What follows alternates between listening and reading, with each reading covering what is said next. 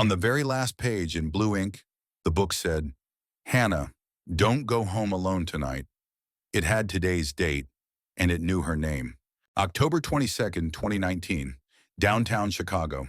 The rush hour river of bodies spills around the Harold Washington Library Center, 9 floors of red brick and copper owls that watch everything.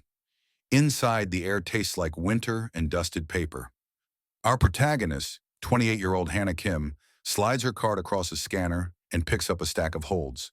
Case law, a true crime memoir, and a slim paperback on the psychology of witnesses. She reads the way anxious people breathe, constantly. She is 3 weeks from the public defender's exam. Her life is highlighters and coffee lids and the soft thud of checked-out books. She loves the ritual. Scan, beep, the crinkle of a printed receipt, the slow ride up the escalator with Chicago fanned out behind glass. On the 7th floor, she settles at a window table. Outside, State Street tugs the wind like a kite string. Inside, it's soft shoe soles and muffled whispers. The binding crack as she opens the paperback and does the things she's done since childhood. Flips to the last page first. The bottom half is blank, or it should be. Instead, a single line in blue gel ink snakes across the margin. "Hannah, don't go home alone tonight. S." She freezes. She reads it again. The H in Hannah is unmistakable. Not reader, not you. Her name, and below it, a date, 10/22. She looks at the circulation slip. Yes, it's today. She checks the front matter. This is a Chicago Public Library copy. Call number 34773 Kim, stamped 12 times by due dates that look like a timeline.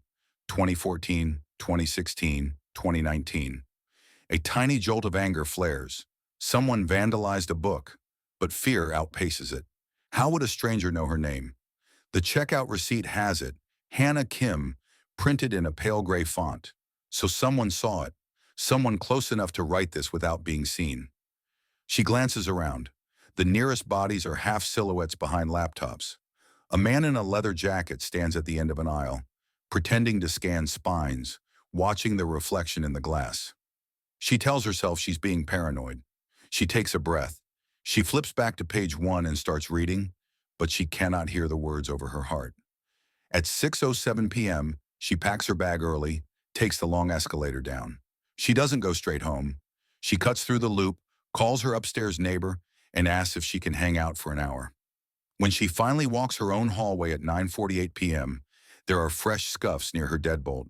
Her neighbor says a man had been leaning on the railing at 8 Chalk, peering down the stairwell, like he was waiting for a cab that wasn't coming.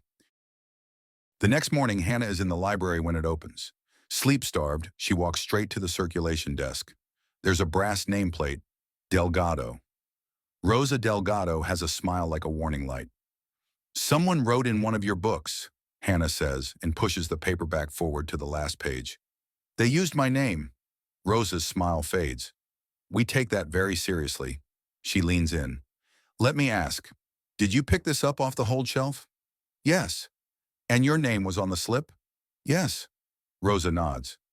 "A lot of libraries used to put full names on the outside of holds.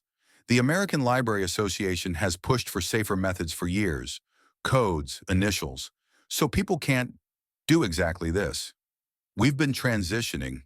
Interlibrary loans still come with full names on the transit sometimes. They shouldn't." "Interlibrary loan?" Hannah asks. Rosa flips open the inner jacket. There's a pink slip tucked inside with Rails Delivery in black block letters, reaching across Illinois Library System, the statewide network that shuttles books around in gray totes. On the slip, Hannah's full name, spelled correctly, and her home branch, a map of her life folded into a book. "Anyone handling this could have seen my name," Hannah says. "Anyone who knows where to look," Rosa says. "But listen, if you felt followed, call the first district. We can pull footage from our floors for them." She slides a small card across. "Please report it." Hannah files a report with a calm officer who has seen everything. No threats were spoken, no crime committed, not yet. Still, the officer logs it. "We'll add extra patrols," she says. "The loop at night gets weird." Hannah's ex, Samir, texts her a meme at lunch. She stares at the blue gel ink in the book and sends, Did you write in a library book to mess with me? His reply is immediate. What? No, I'm at work. Don't flatter yourself. He sends a selfie with a cubicle in the background, time-stamped. Red herring eliminated, she tells herself. The anger shrinks and the fear returns with company. The idea that this is not personal. It's opportunistic. It's anyone. That evening, Hannah swings by the branch in Uptown to grab another hold. She hesitates at the open hold shelf, rows of plastic-wrapped books with slips peeking out, full names facing out. She tucks her own book under her arm and beelines to self-checkout. In line, a tall man with hollow eyes stares at the stack in her arms, like the titles reveal her social security number. At the last second, she does the thing again. She flips to the last page. Her stomach drops. Hannah, take the south entrance to the red line tonight. S. South entrance. The one around the corner from where she usually goes down. She almost laughs because this is absurd. Because this is now a conversation conducted in vandalism. But when she exits, there is a man standing by the usual stairwell, hands in his pockets, not looking at her, but not looking either.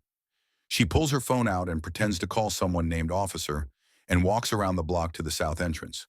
On the train platform, her hands shake. She reports it. Again. The officer writes, advised. Change routes home. Stay in public. If person seen again, call 911. The file gets a number. There's power in a number, even if it feels like a receipt. Hannah becomes a detective in her own life. She starts to notice who lingers near the hold shelves and who doesn't read, just watches. She notices which pens bleed on cheap library paper. The handwriting in both notes leans left, a lefty's smear. The dashes are slashes. The S is like a treble clef. One afternoon, she sees a woman in a blue beanie stand in front of the hold shelf like she's praying. The woman doesn't pick anything up. She reads the slips. Later, on the 7th floor, Hannah feels the beanie's presence long before she sees her. The woman sits across from her and slides a sticky note across the table. I'm S, it reads. Don't freak out, please. Hannah looks up. The woman speaks softly. I'm not following you. I'm following him. S. Sharon tells her a story. 2 months earlier, this same library, a man had shadowed her out after she picked a book off the hold shelf with her full name sticking out like a flag. He found her Instagram, her building, her work. She told security. They said they'd watch. He came back. I realized, she says, he wasn't picking random women. He was picking names. The hold shelf is a menu. Sharon tried to get the shelf moved behind the desk. She got sympathy and policy memos and nothing. So she did the one thing the library couldn't stop. She started writing to the last page, a little civil disobedience by gel pen. Why the last page? Hannah asks. Because readers like us do weird things, Sharon smiles. We peek. Hannah stares at the table, a flood of emotions she can't name. Gratitude, fear, anger, a knot that might be hope. Who is he? Tall, leather jacket, thin, dead eyes, Sharon says, and Hannah feels a cold return. He watches the hold shelf at Copley and Uptown around closing. He follows only when women are alone. He never touches. That's the thing. He doesn't break the rule that gets him arrested. So we make a new rule, Hannah says. What follows is small-town plotting in a big city. They sit with Rosa Delgado, who, it turns out, has been quietly collecting complaints and nudging policy. Rosa pulls the ALA privacy guidelines up on her screen. No personally identifiable information on public hold shelves. Full stop. She's been in email wars about it for months. If we wait for a committee, she says, you'll have your law degree. They loop in the CPD 1st District Community Officer. They plan a very boring stakeout around a very mundane piece of furniture, a shelf of reserved books. Tension peak 2. On a Wednesday, October 30th, 2019, Hannah places a fake hold for a fake patron. The slip bears a name that is actually a phone number that forwards to a detective. A thin man in a leather jacket drifts to the shelf and scans. He hovers. He takes out his phone and types. Hannah walks by with an empty tote and pretends to hesitate when she reaches for the fake hold. He follows her through the atrium, past the Copper Owls out to State Street, and down to the South Red Line entrance. He hangs back just outside arm's length. She stops, turns. Sir, can I help you? she says loud enough for a mic to catch. He flinches, and that's when two officers step forward from nowhere. "Evening," one says. "Mind stepping over here with us?" The man smirks. "I didn't touch her." "You don't have to," the officer says. "We're going to have a chat anyway." The chat matters. The arrest doesn't happen that night. Because Sharon is right, he knows the line. But police can trespass someone from a library for cause, and harassment is cause. They can also warn, document, and in a building of cameras, patterns are easy to prove. Over the next week, Rosa pulls months of internal incident logs. Nothing dramatic, just a constellation of dots. Patron reported being followed. Patron observed loitering near holds.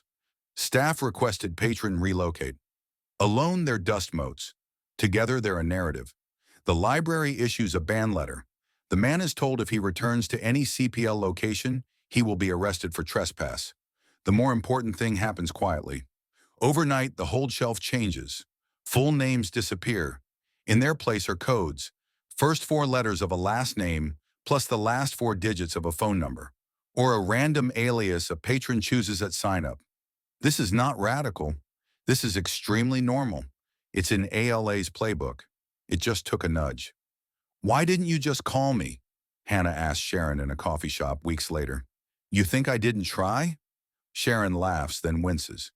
"We don't get each other's numbers off a library slip. I can't walk up to every woman and say, 'Hi, stranger, you are in danger.' But the last page? That's quiet. That's for us." Hannah stops flipping to the last page of books.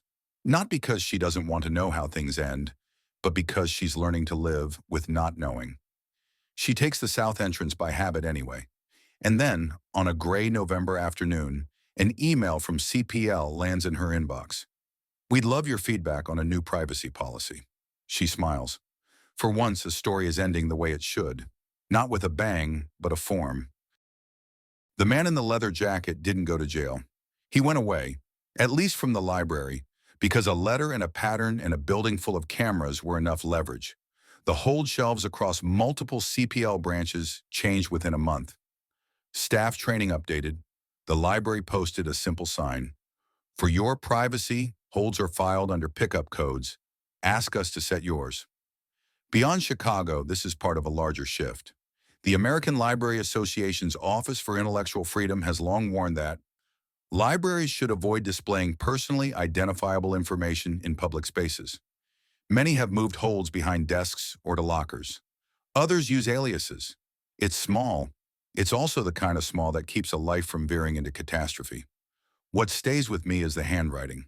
A left-leaning S, a slash of a dash. A person who, after being told to be quiet, wrote anyway, in the one place she knew another reader would look. Was that vandalism or care? Is it okay to bend a rule to protect a stranger in a system that moves slower than harm? And on the flip side, how much of ourselves do we casually give away, on a slip of paper, on the outside of a book, without realizing who might be reading? If you saw a pattern no one else believed, what would you write on the last page? Don't forget to subscribe to Real Mystery Reports for more strange, dark, and profoundly human stories. New true mysteries every day.